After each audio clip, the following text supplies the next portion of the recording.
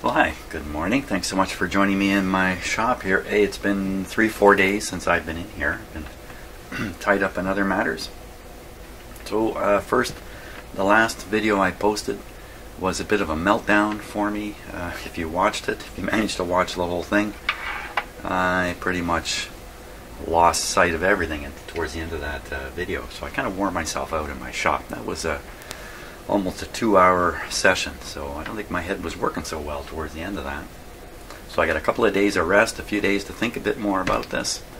Thanks so much for all the comments that have been made. There's a ton of them in there.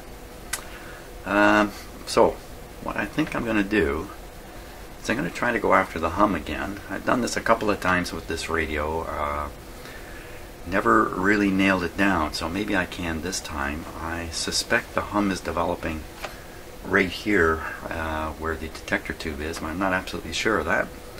What I do know is if you pull out the first audio tube here, so no audio signal reaches the power amp over here, there's no hum whatsoever. So that's what gives me the belief that the hum is really starting over here. Secondly, there's a really good chance the hum is really being caused by one of these tubes. Again, it could very well be the detector tube. This is the one tube I don't have a replacement for. I can't swap it anywhere. I can't do anything with this tube.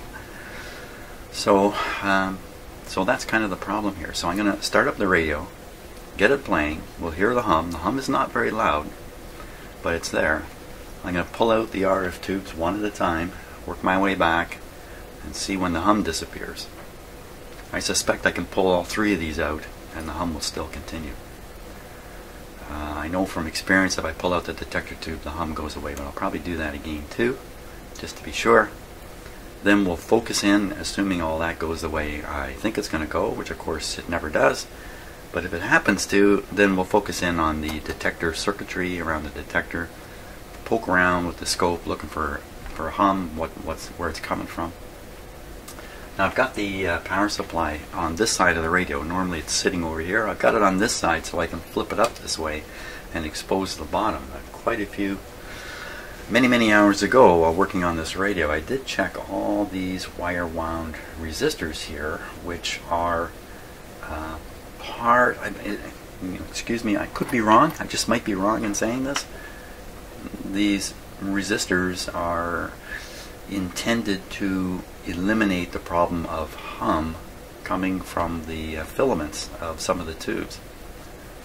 That's what I think. So I'm not going to look at the circuit diagram right now, but if you did, you'd see that these are used in a very curious manner. I'm pretty sure that's what they're doing. Okay, so that explains what I intend on doing. Now I'll start doing something here which will probably lead to something else happening right away, which is kind of par for the course in this shop. By the way, if for some reason you think what I'm trying to show you is an efficient way of repairing radios, no, that's not what's happening in the shop here. Often when I'm doing this stuff, I run into zones where my own knowledge or experience or even just my curiosity gets piqued, and I'll dwell on some things. As you saw in the last video, I spent a lot of time kind of silently twiddling controls here. That's just me, okay? That's not me trying to show you how it should be done. That's just me. The other thing is I have no edit control over my videos. I can't chop out any stupid little parts, even parts where I might leave the shop for 2 or 3 minutes. So I hope that doesn't happen during this video, but it's just going to be another continuous video. I'll stop the continuous talking here. Let's get this out here where we can see it. It's just the on-off switch and the pilot light. In my past experience with radios, when I run into one that turns into a dog like this one, it's usually, if I keep going and I manage to resolve them, and I usually do, I usually find that it's a really obscure problem. It may be something very simple, but it's very obscure. That's what I expect is going to happen with this radio too. So got the headphones plugged in. I think we're okay here. Let's see. Just get rid of a few unnecessary cords. Okay. I think we're ready here.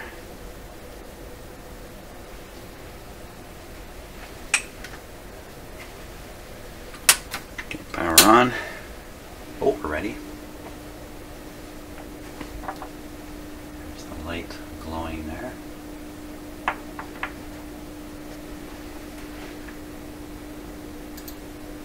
The hum shows up almost immediately. Almost immediately. So the heaters in these tubes heat up within a second or so. Just whoosh, they're up, and the tube is operating. Not with this one though. With all the rest, they're like that. They're very, very fast. Maybe not the rectifier tube, come to think of it. Well, even the rectifier tube should be relatively quick too. So the fact that I turned it on and it went from nothing to a hum seemed to me to parallel the heating up of the tubes. So I hope that hum is coming across. It's not very loud. Nothing's very loud here. Let's make sure we're operating. I'll see, it's just coming to life now. Wow, it took that long. So I'm running it on 95 volts.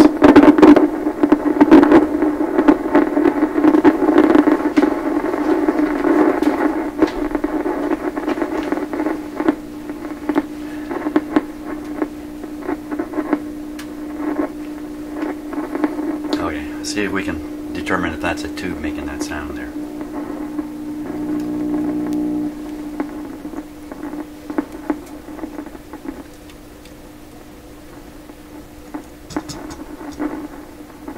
Seems like whenever I fiddle with the two output tubes over here, it seems to always influence those kinds of sounds.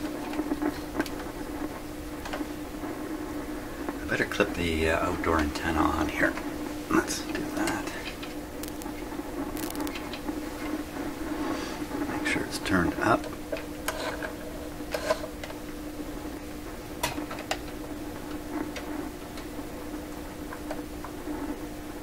I want to get something coming through the radio. Okay, there we are. That's how long it took. We're off track already. For some reason the radio doesn't seem to be picking anything up.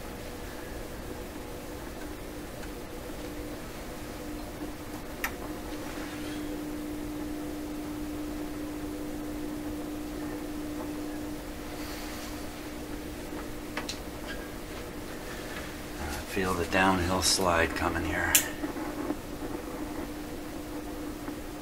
Okay, so all the tubes are lit. Let's give it, you know what, instead of 95 volts, let me run it on full. Bring it to life. That's 122 volts today.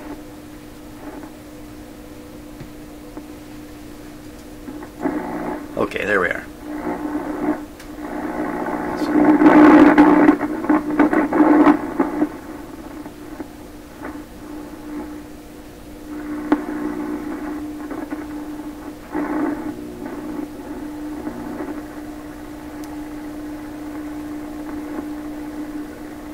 The hum seemed to have a couple levels. It seemed to pop up and down a little bit, especially as I was tuning this, but not smoothly. It seemed to jump up and down.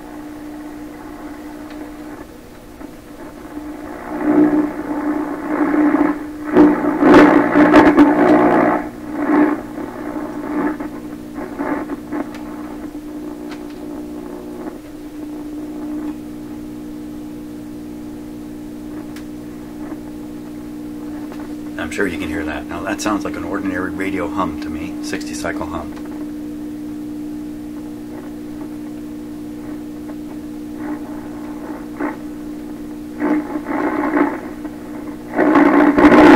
Okay, it's consistent all the way through there. There's other stuff happening, but I can hear that hum. I listen carefully, I can hear the hum is steady all the way through the tuning. No surprise. Okay, let's make the hum go away. I'll start popping these tubes out.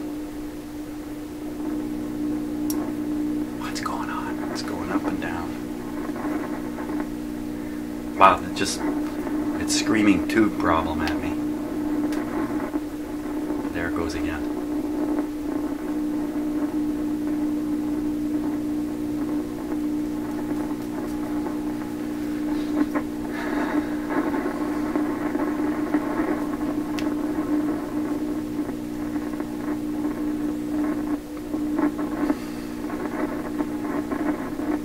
Okay, how about something crazy here?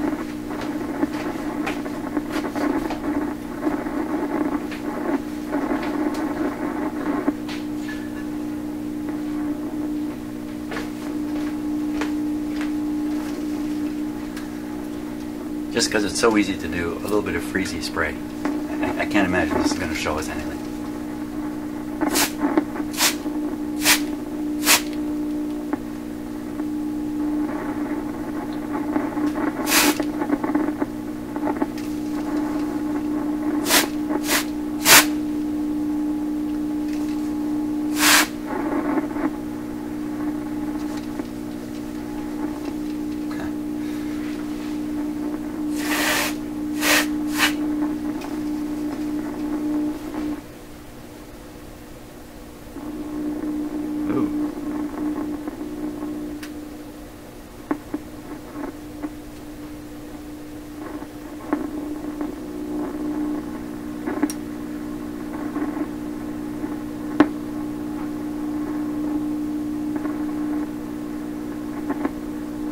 Listen to it very, very carefully.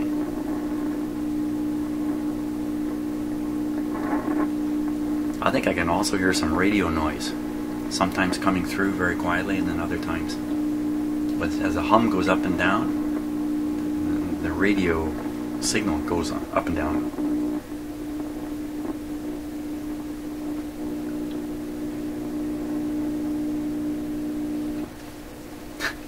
Every time I move. Yeah, that's nice. That's not so nice. There was a pop to it also.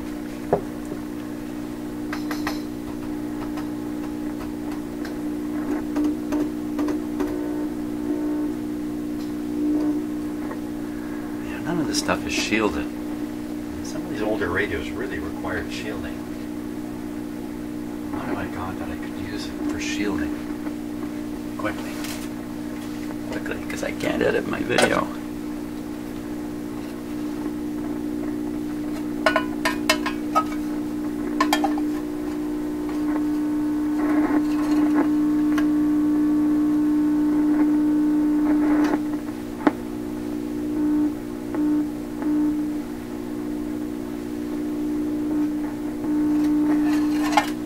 Like another possibility is one of these tubes is picking a hum up just right out of the air in my shop here.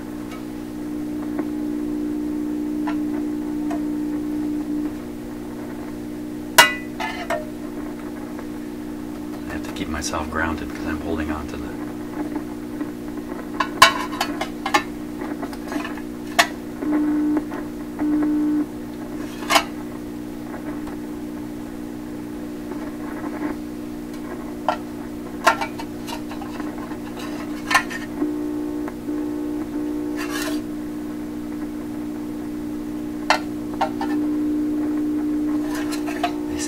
I could be just chasing signals that are just going into these tubes. I'll never get rid of them unless I shield this whole thing somehow.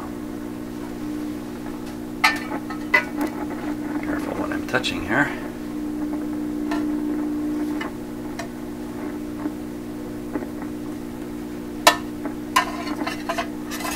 So I'm waiting for the hum to disappear, not get louder.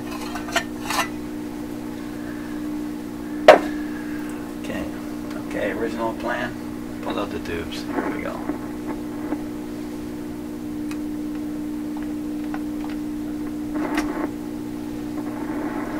That certainly made no difference.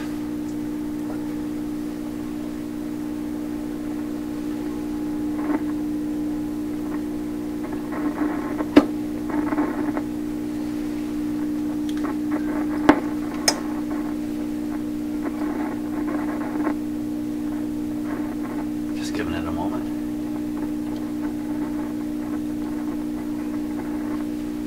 Okay, last RF tube.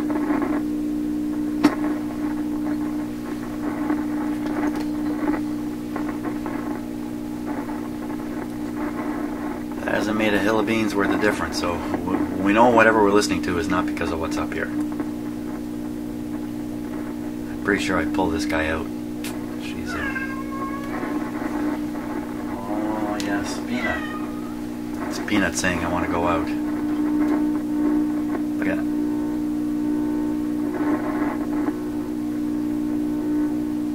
Of course, I've learned in my previous videos that I am a good source of signal here. Let's pull it out. The hum remains. Yes, Peanut. Come here. Come here, Peanut. You can almost hear him saying, out. Peanut, come on camera.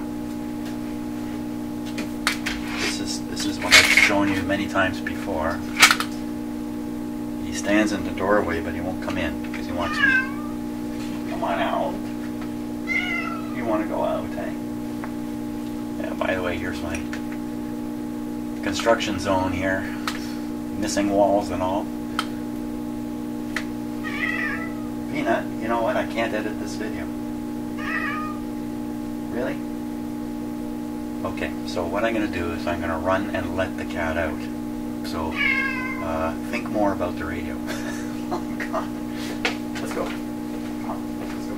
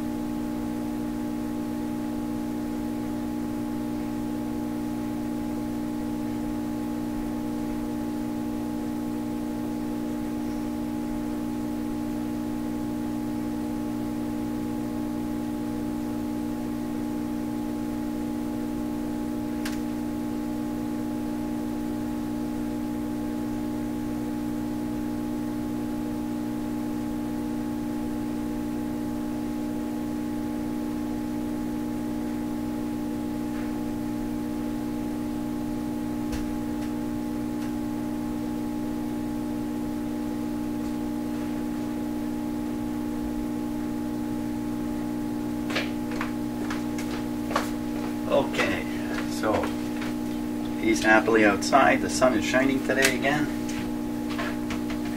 but it's cool. It's turned into fall up here. Okay, now I'm quite certain I pull this tube out. She goes quiet, but let's do it. So I'm really surprised I got the detector out. Well, see, this is the first audio tube, so very minor signals reaching the grid of this tube come out of the speaker.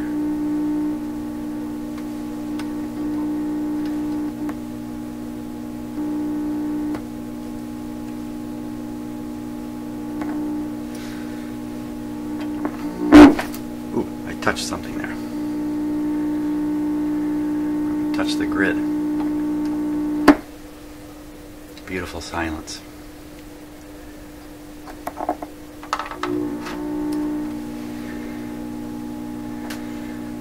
So we know the hum is starting here, and that's actually pretty good because that's a lot of radio up here to worry about. So I don't have to worry about any of this. It's all about what's happening here. Now, is it related to this particular tube? I doubt it, but we're going to switch tubes. I think we'll hear exactly the same. Is that making you jump too? Makes me jump. When these tubes are hot, the heaters are hot, I have to imagine that the heating elements are, if you knock the tube hard, there's a chance you're going to generate a short or something like that. So it's pretty well exactly the same. So let's see, with the tube in we hear the hum, with the tube out we don't. Kind of suggests to me the tube is on the grid, the hum is on the grid side of the tube.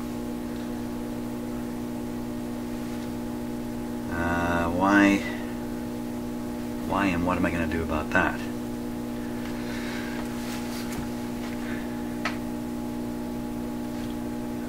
I think I got to start by looking at the schematic.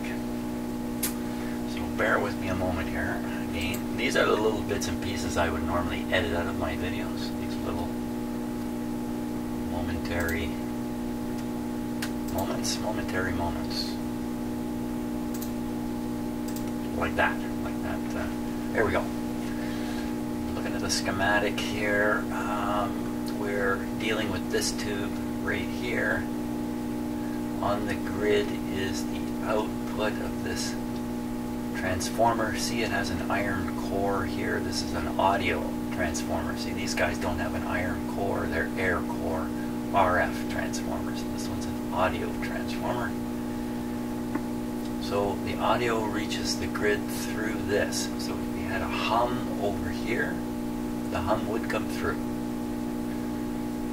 I pulled this tube out. There's no plate current going through here. These things are grounded.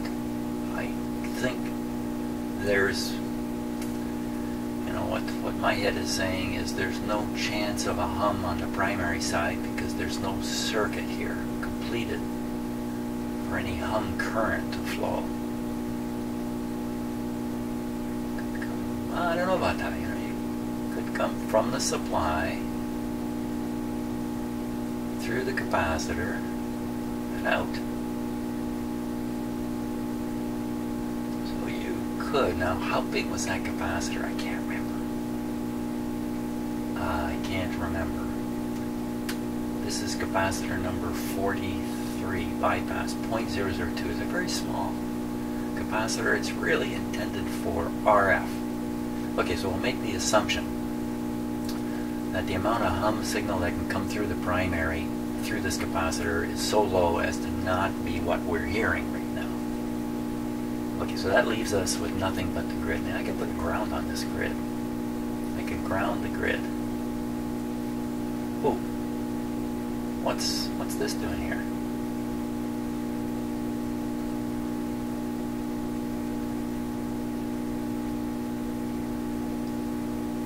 Oh, I'm misinterpreting a little bit of this. So this is just, I didn't look all the way over here. So this is just a ground from the chassis of the power supply. This is a ground on the chassis of the radio. So this ground connector here, it even says GND, ground. So this part of it is tying chassis to chassis.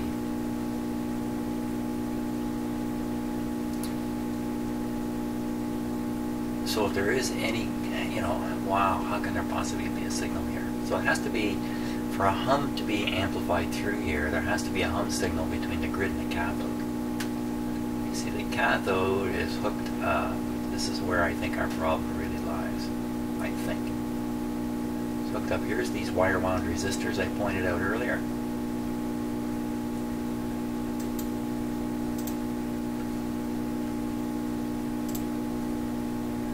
Okay.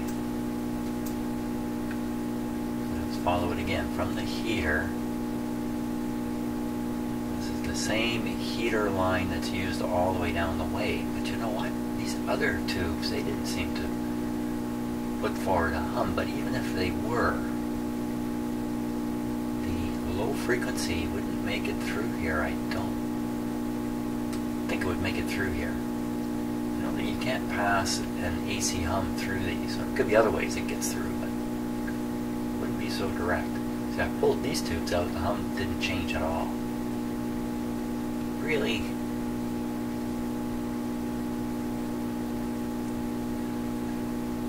so I got to put a ground from here here. Now that's probably a stupid move because these really aren't grounded. They're grounded way back here through the, yeah, wow, okay, mumble some more, Jim. I can apply a chassis ground right on the grid of this tube and we'll see what happens. Okay. The reason I'm not editing my videos is because YouTube's handy built-in editor has been turned off. I was relying on that. In fact, I had strategically chosen to rely on the YouTube editing facility, never dreaming they would shut it off. But they have. It's gone. So I gotta learn other ways to edit my videos, and I got too much stuff to do in life to spend time learning another piece of software. Oh my gosh. I'm gonna have to. So the grid on here is going to be probably this one here. Not this one. This would be the plate. I shouldn't really stick my finger on it. So ground the grid. Let us ground the grid. Before I do that, let me just go just to make sure. If I'm going to make a mistake, I really want to be good at it. First mistake is where'd my voltmeter go? Oh, it's probably somewhere else in the house.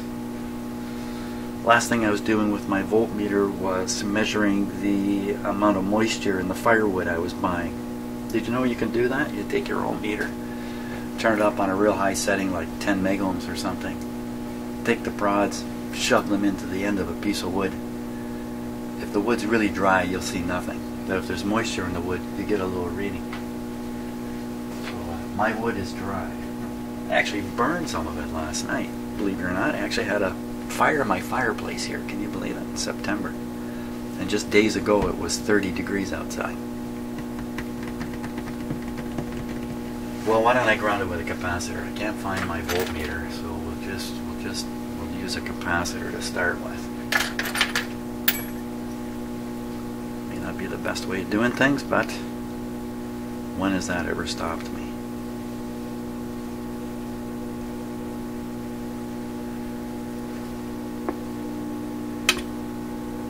This is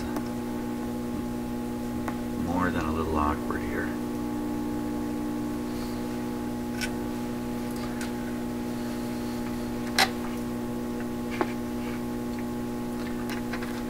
Capacitor may make this false thing to do too.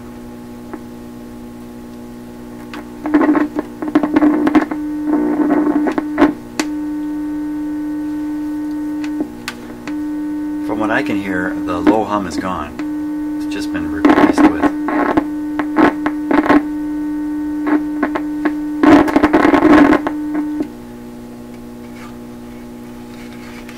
that definitely knocks the hum out. So the hum is being presented to the grid. The hum would be presented to the grid. Let's figure out which one of these resistors is involved here with this one tube. We got to jump back to the schematic.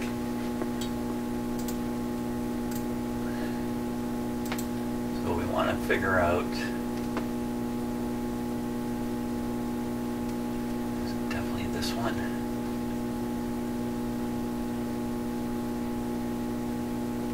Definitely this one. 175, what's that say? 116? 116. 117. It's one of these, I'm pretty sure.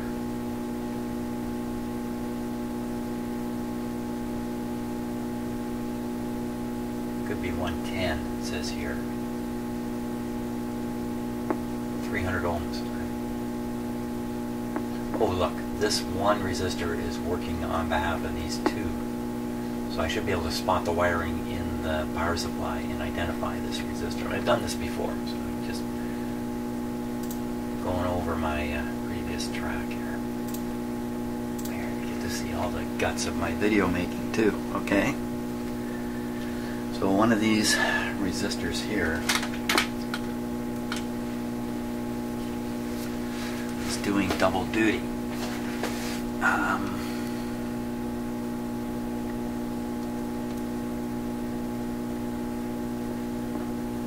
Wow, I had sorted this out before, but I can't remember now. So there's a wire wound resistor, a carbon resistor, and a carbon resistor. So there's the three resistors. One of these is doing double duty.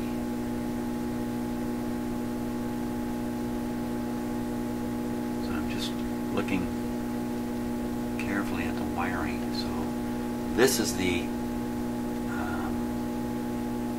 dual resistor that's connected to this other wire wound one. Wow, it's really close to a short there. Just looking right in here very carefully. Let's see if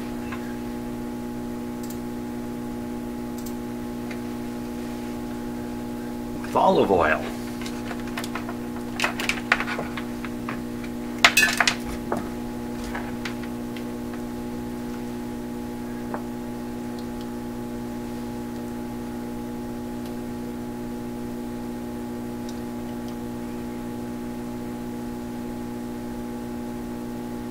So where I said there's almost a short, they're actually connected together. It's really hard to look at, but this, look, center of your screen, there's what I believe is the shared resistor shared between these two dual wire wound guys. I think you can see that wire there. Let's just point to it to give me something to point with here.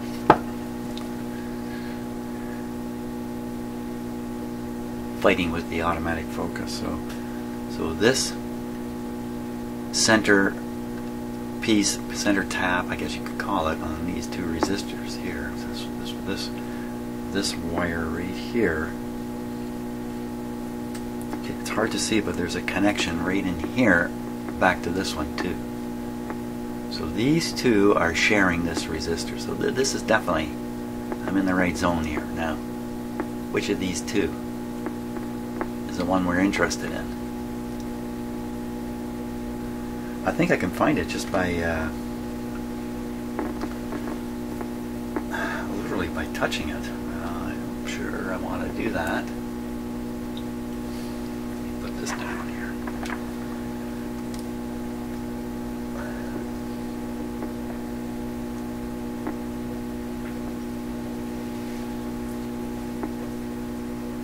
Well, let's try just with the tool. No hand contact.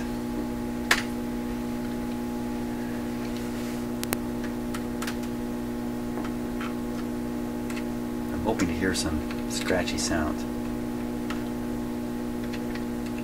No.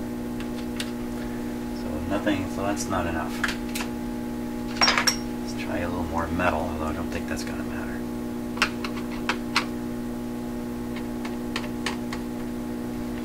No. Just trying to really verify that I'm on the right spot. Okay, hand me that capacitor. Okay.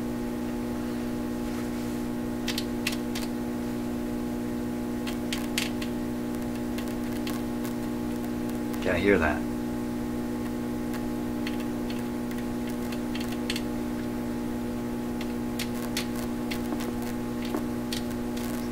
Hear that in the speaker.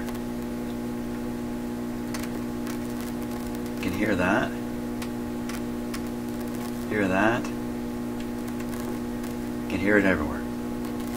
Okay, so that didn't help me identify which one of these two. Okay, what about wires? What about wires? I mean, look at this big orange guy here that somebody else stuck in.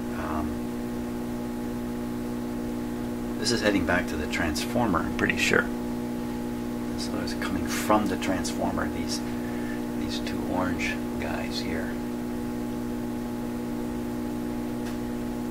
Likewise, this black thing is coming from the transformer, which was rebuilt.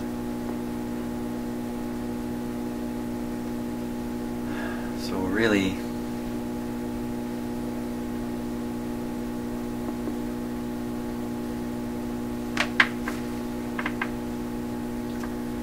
interesting. This one up here, let me point with something I'm not going to get a shock with. Okay, so this wire right here, you see it move a little bit? I'm moving the light around. That's the wire somebody put in using ordinary lamp cord to this point. Now the lamp is on a certain heater line. The lamp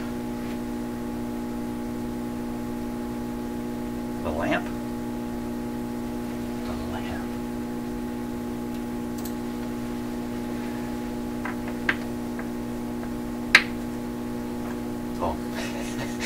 I was thinking, boy, just unscrew the lamp and the hum will go away. Don't hear a thing. Okay, quick, back to the schematic.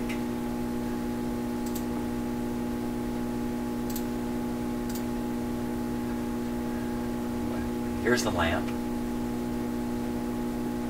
The lamp is across.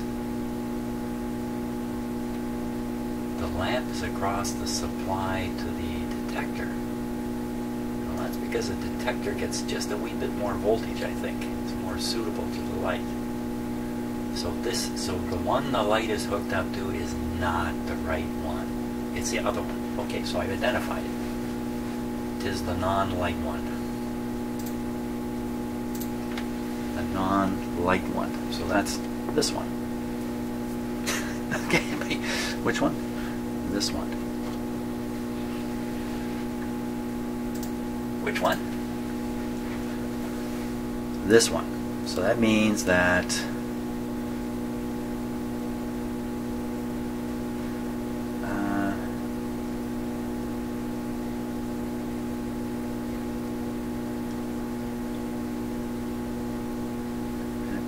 that probably this little red wire here is, look at, see here and here, this there, the wire is, it's a twisted red wire. Twisted red wire. Oh, that's heading up into the, oh, for crying out loud, that's heading up into the, where the output tubes are. That's not even, okay, wait a minute here, I can see something over here. Give me some light. So these are all wires that these ones here, this bundle here, these all run in between. Oh, I can see which wire. Come on, Jimmy. So look, it's the orange ones. Okay, the orange ones come over here, they connect here, come down here. I can't see what they connect to exactly. I was hoping to trace color right through here, but no luck there. Certainly not this color.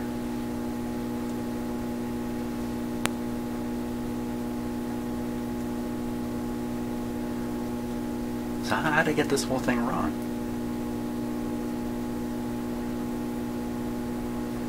So this isn't going where I think it's going. It is actually going over here to this connector. That's how I would get it wrong. I don't see any colored wires showing up. I gotta look way up in here. Oh my gosh. I gotta look way up in there. Gotta use a good flashlight for that, or some kind of light.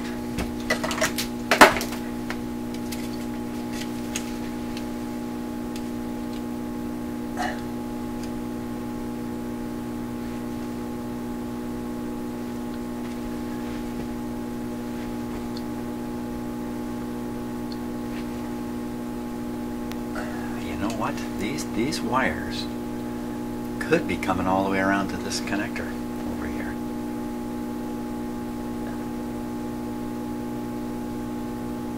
You can see a slight oranginess back in there. Let's do this another way. Let's do this another way. Another way. Well, I'm back to needing my voltmeter.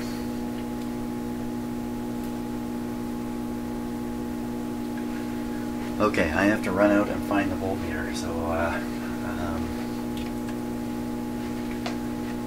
I'll be back momentarily.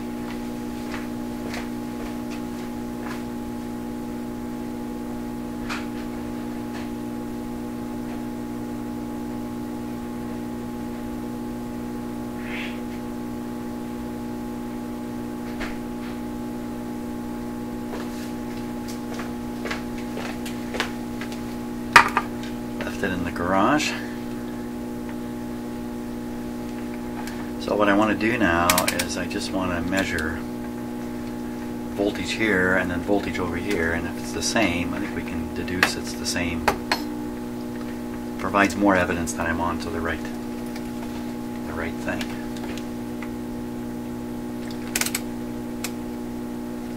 AC.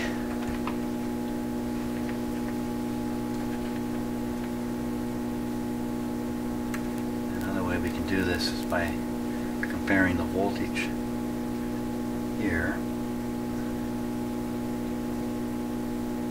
175. Okay. The voltage on this one.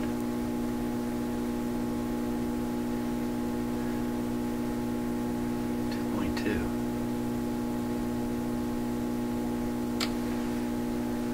That's what would be on the light here.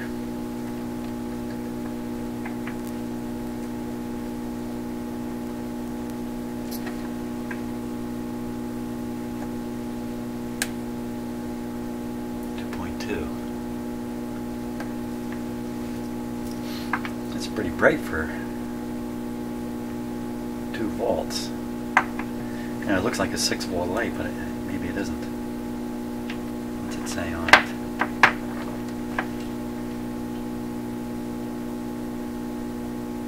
.5 volts. This is a 2.5 volt light. Wow. Okay. Not a lot of those around. I don't stock that kind of thing.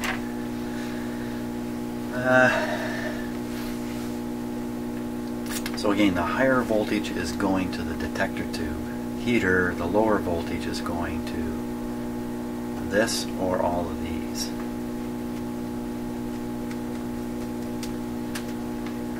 So if we measure this very accurately now,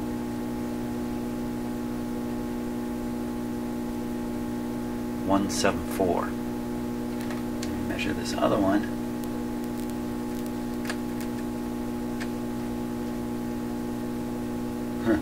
That's a big difference. 5. So come and measure on here. We're going to get the 174. I can do it up here. Do it up here.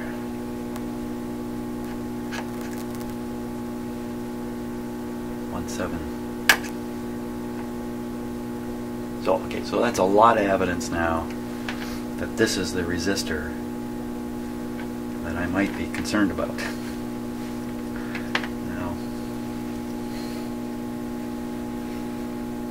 You know, I could be wrong about why they're doing this strange, somewhat uncommon arrangement of resistors, but I think it is to prevent hum, to ensure there's no 60 cycle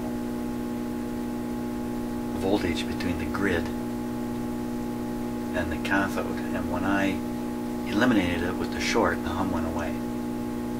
So what that, and in some of these radios, not this one, but in some radios, there is a hum control, often hidden on the chassis in the back for technical use. And I believe it's nothing more than taking this technique here, and instead of using fixed resistors and hoping you get it right, using precision resistors. The wire wound resistors are precise and stable too. Instead of doing this expensive thing here, it's also throwing away a bit of energy. I'm telling 2 things at once. That's confusing. Instead of using a fixed resistor, they use a potentiometer. And you just turn it until the hum goes away. So why would this hum? This would hum because the resistor is no longer balanced somehow.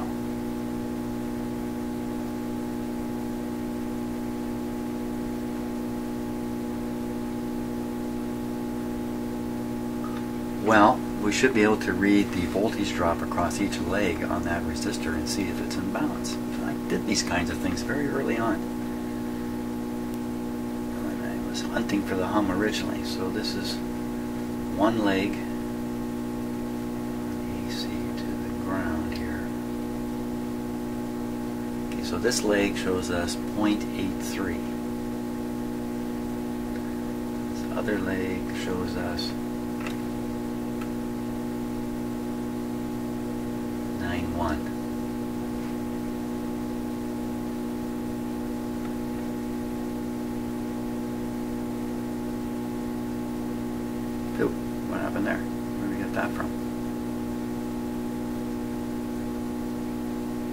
Where'd that 5 come from? That's kind of weird. Oh, okay, 0.83.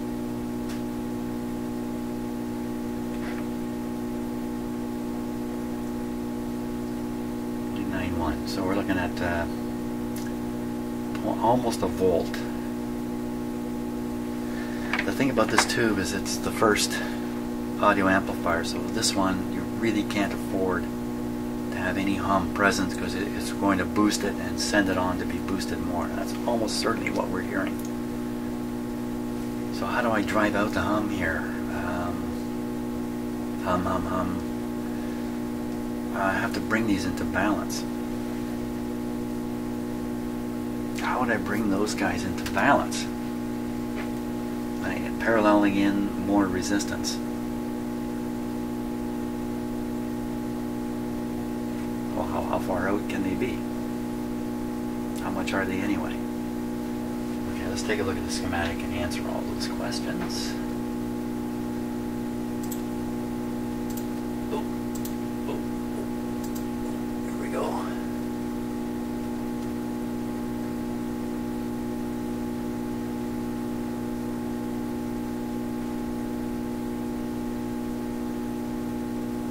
Following the wrong line, follow this one. So this is the same line that, as I said before, it's feeding all of the tubes. With the load off it, I wonder, well, that's amazing. Hey, I pulled these tubes out, it didn't make any difference to the hum level. Yet the heaters are all on. There.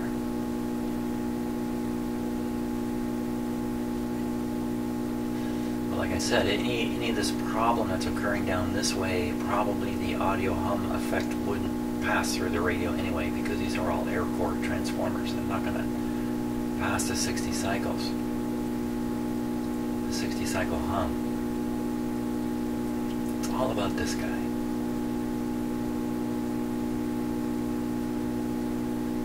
I think that says 175. I bet you it doesn't though.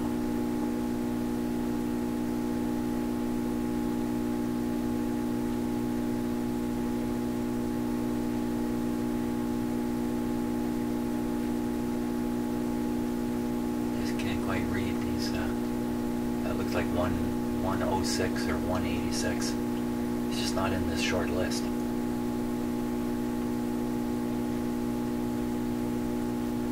So I don't know the resistance of these.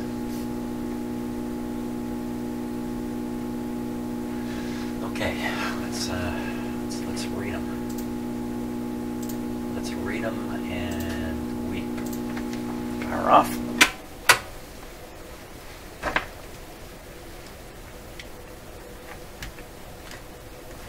My guess too is the speaker we're listening to doesn't reproduce this hum all that well. That in fact if I put a really good speaker on this radio, I'd realize that there's a lot more hum there than we're presently hearing.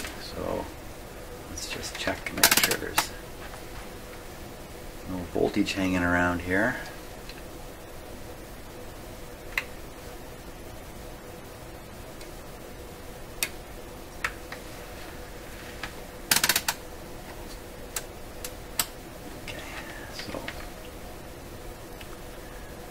Zero is 0 on my meter. We'll test each leg here. Oh, well, we'll do it with the tube in, but that's a problem. We're going to measure through the heater of the tube.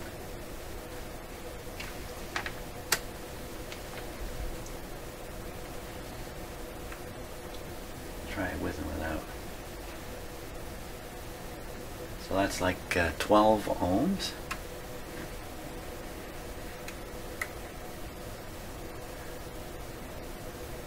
That's about 12 ohms, so it's 11.9 that way, and this way it's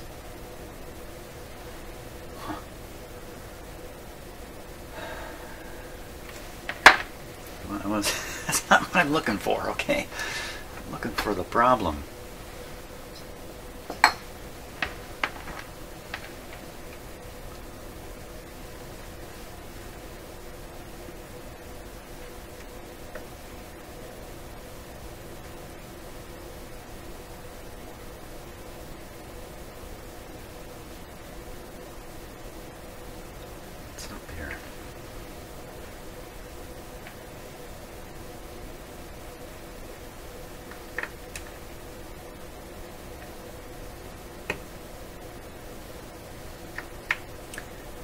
reading you have faith in. Probably the lowest reading I can get. 0.6.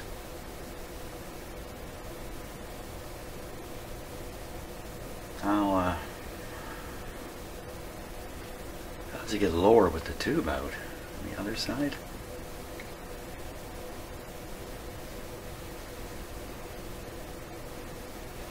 Point 0.6.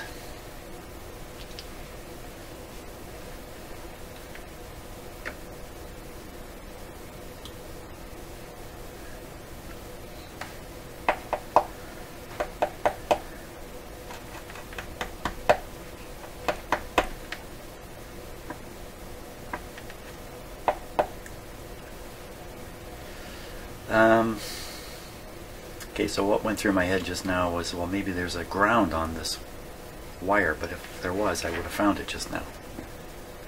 I would have found it.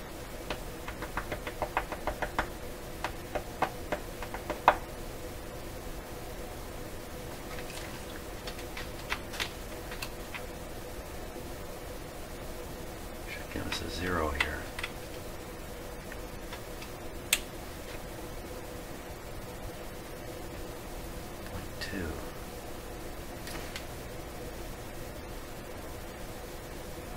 Tricky little meter. Now you want to. Now the 0 is 0.2.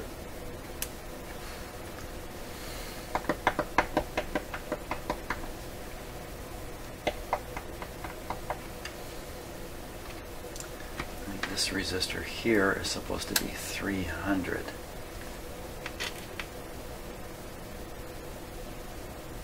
$120.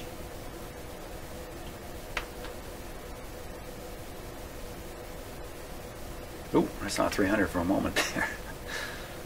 Let's just go here like this. 120.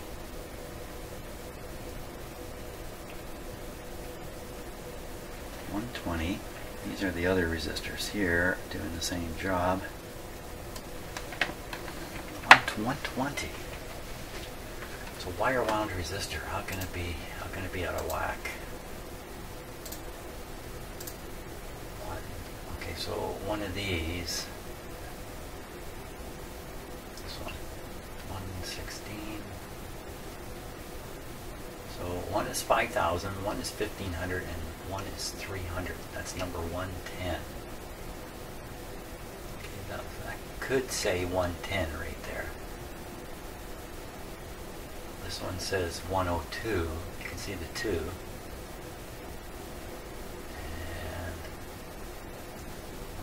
Third one, I believe, is this one. 111, which is the B resistor, which is not. So yeah, 2 bias resistors and what they call the B resistor. So that definitely leaves 300. I don't read 300 though, but then again, it's in the circuit.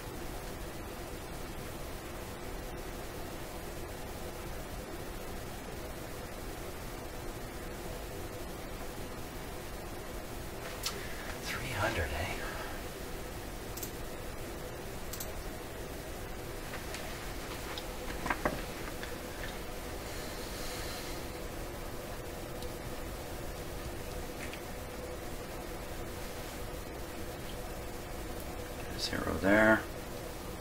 See the 120 here.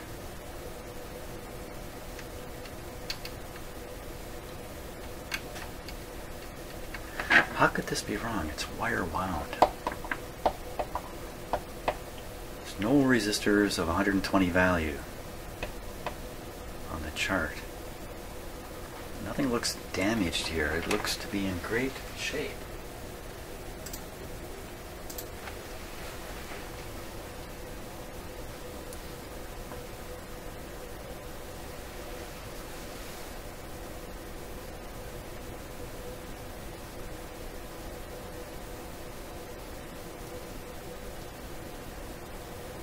Now, I think one of the problems with this kind of heater wire is that often it's not suitable for soldering. And so the connections are made mechanically. So I think that's why you see this rivet down here and this piece on top of it, which I don't think it's soldered in there.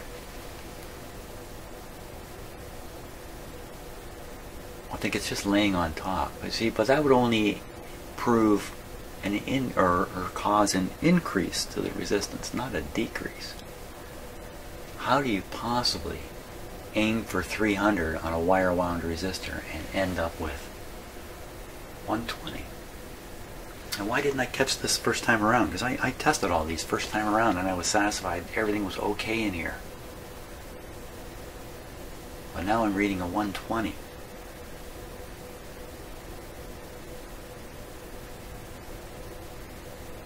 I don't know how that happens.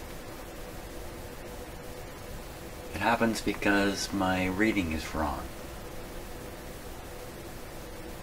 How can it be wrong? How can that be wrong? It can't be wrong. Cannot be wrong.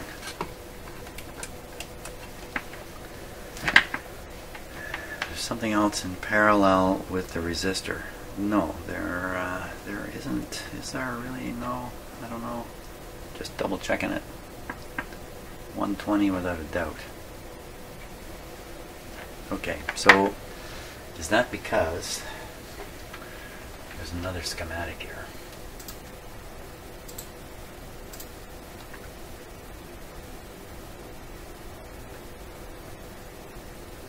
Now, so here's another schematic. This looks exactly the same.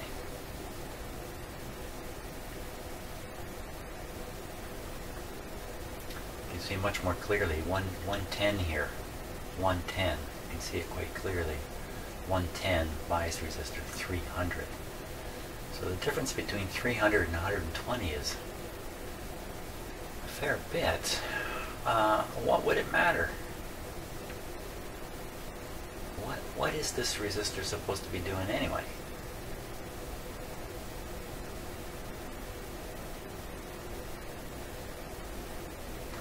Is this supposed to be the cathode resistor? The voltage drop on this resistor is the bias voltage for all these tubes. Okay, so that now, if that's the case, and this is wrong, it's 120 when it should be 300, that would reduce the bias voltage.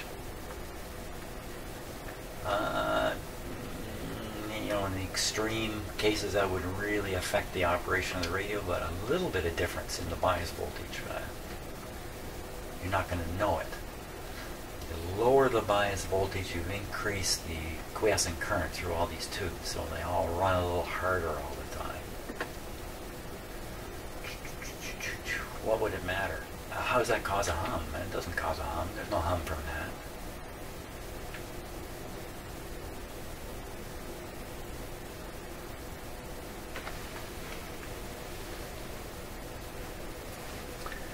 Oh boy.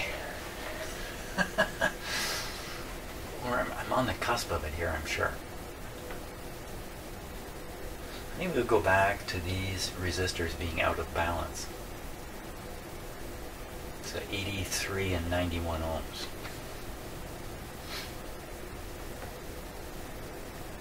And I can't get my head around the effect of these exactly, but you could imagine that if these are perfectly balanced, no hum. Slightly out of balance, some hum. This has to be the problem. This has to be the problem. My options would be, the easiest thing I can do is put another resistor in to bypass the high end, the high leg, and bring it down to the 83. You know, I can even do that as an experiment. I'll have to do a little bit of mathematics here. Uh-oh, that's scary.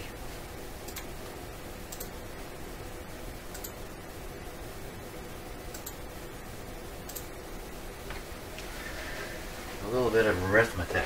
It's not really mathematics. Did I ever mention that my father was a high school math teacher? Probably didn't. My dad was a Second World War vet who found his career in teaching and he hated it. And let's just say he didn't hate it, didn't hate anything. He did not enjoy it. He put up with it for his whole career. Can you believe it? My dad was a high school teacher in the same high school, pretty much the same room for 32 years. His last day of school, the last day he taught on, was the last day he set foot in that school. He walked out of it, never went back. Never visited anybody, nothing. He ran for the golf course. That's what he did. Okay, so let's work this out now. I can do this where you can see my errors. I know that's what you enjoy best, is watching me boob up. So one side was measuring 83. The other side was measuring 91.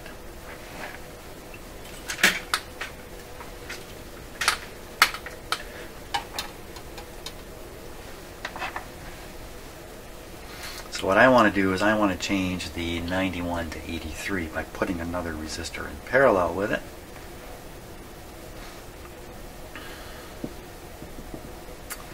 Wow, I don't know if I'm going to be able to do this. 91 times X over 91 plus X. I don't think I can do this right. Much more inclined to guess my way there and get close, because we're going to do an experiment. I don't have to get this exact. I just have to get it close enough that in reducing the difference reduces the hum, and then I know I've got it. So what would happen if I put another 91 across here and we're down to 45? I don't want that. So I put another, let's say, 300 across here. So what would happen if I did a 300 ohm resistor? So this would be roughly 400 over 200. 400. Oh my God, I don't know what I'm doing. Okay, never mind. It was my dad who was the math teacher. You know, if I didn't have the camera running, I could sort this out, but with the camera running, I just feel too much pressure to move forward quickly, to sit here and ponder a couple of numbers on a page while I diddle it out. So we're going to experiment a little bit here.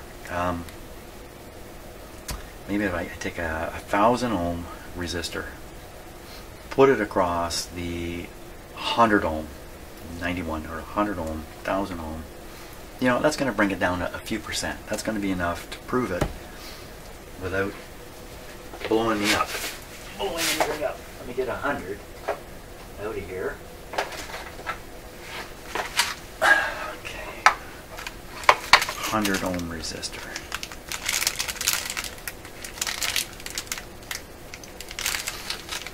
A 100 ohm resistor would be black, brown, black, I'd say.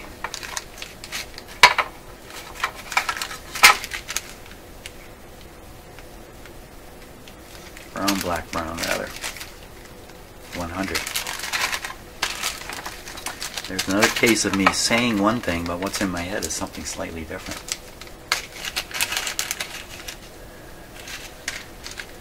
Makes for difficult videos if you're watching, because sometimes what I say is actually not what I'm thinking. Sometimes that's obvious, other times I don't think it's so obvious. I notice it happens with newscasters. They will say something that's obviously incorrect. Actually, often it's the opposite of what they want to say, and you can tell they are totally unaware of what has happened. So the question is, can I do this with my fingers? You know, my fingers, right, I'm a hum source, so if I do this, I might be just shoving more hum in with my fingers. I could do it. Do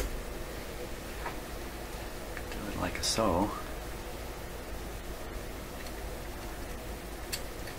Just takes a moment to find out if this works or not.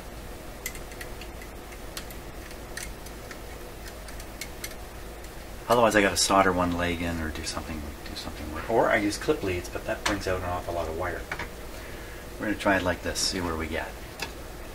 Okay. There we go. Where are we on the clock here? 1 hour and 5 minutes. Oh my gosh, I've been in here for an hour. Okay, we're almost done though. We're almost done. We're almost done. Keep telling yourself that. Power on. Power on full. Where's the hum?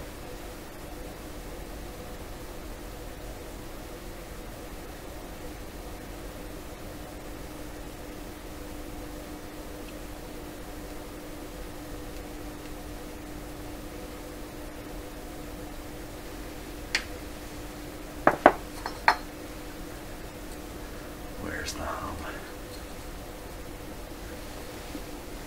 Grab this one here.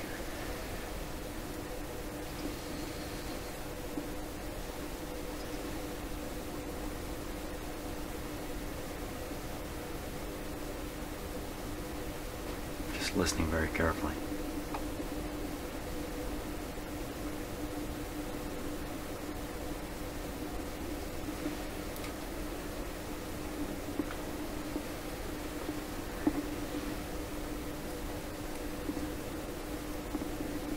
It's still coming to life. That took a long time too. I thought it was the detector tube that slowed this baby down, but not to worry about it. Here we go. This should bring the hum back. And now we're going to try to get rid of it.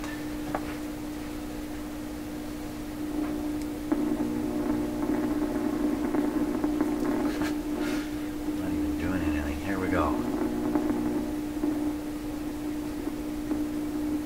Am I doing this right? How do I know? Yeah, that's right. Am I sure that's the one? Is that the right leg of the resistor? Am I lowering the lower leg? Everybody listen.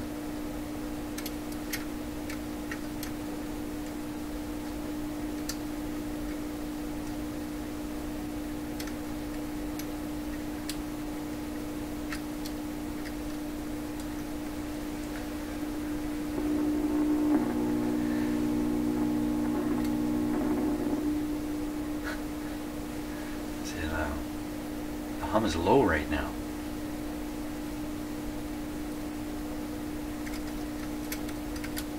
Where'd my hum go? There it is.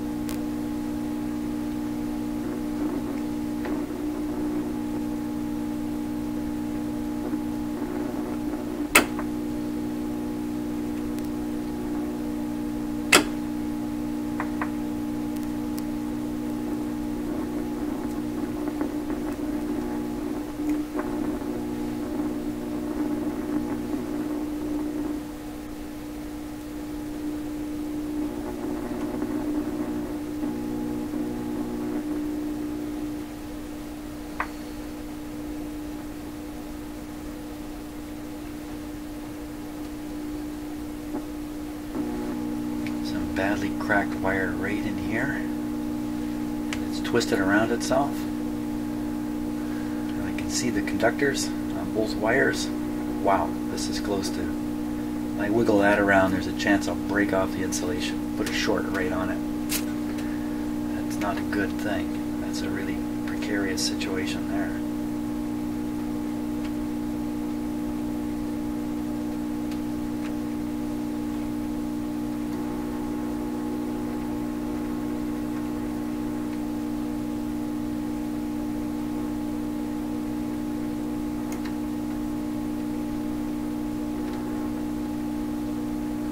The person who rewired this and put in the what looks like it replaced or rewired transformer may have made an error in here for all I know.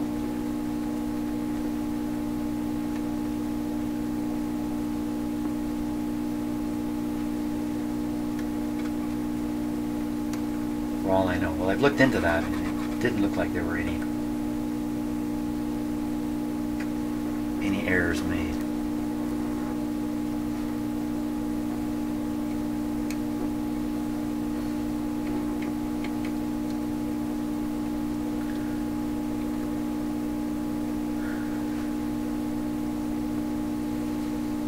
So why didn't my 100 ohm resistor work? Brown, black, brown.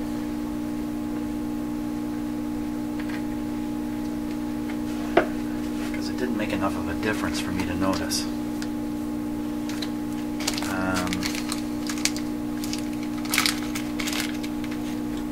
100.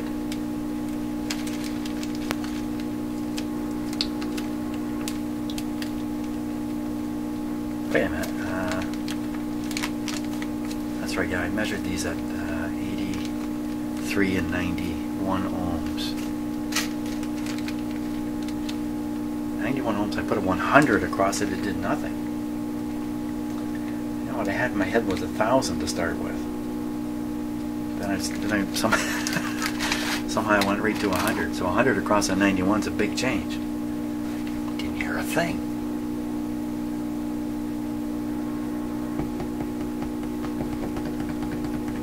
What is happening?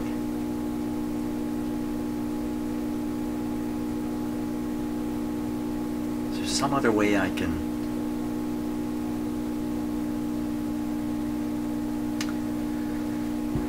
Let's go back. Let's just go back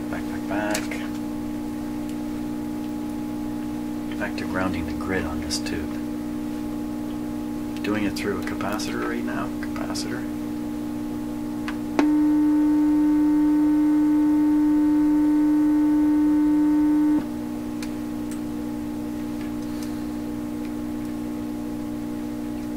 Makes a huge difference.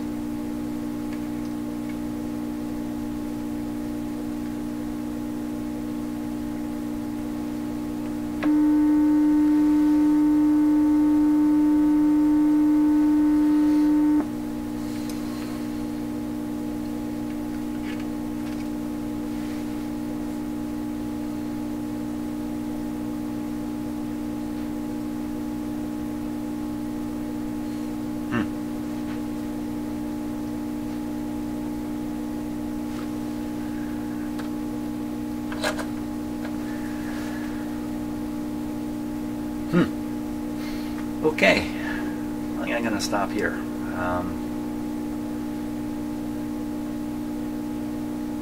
It seems like I just can't drum the hum out, but I'm right on it. I'm right on top of the hum. Okay, hey, that's pretty good. That's an hour and 15 minutes. It's another long video. Thanks so much for watching it. Wish I could solve this. We're going to have to take another go at it on another day. Okay, well, we'll see ya.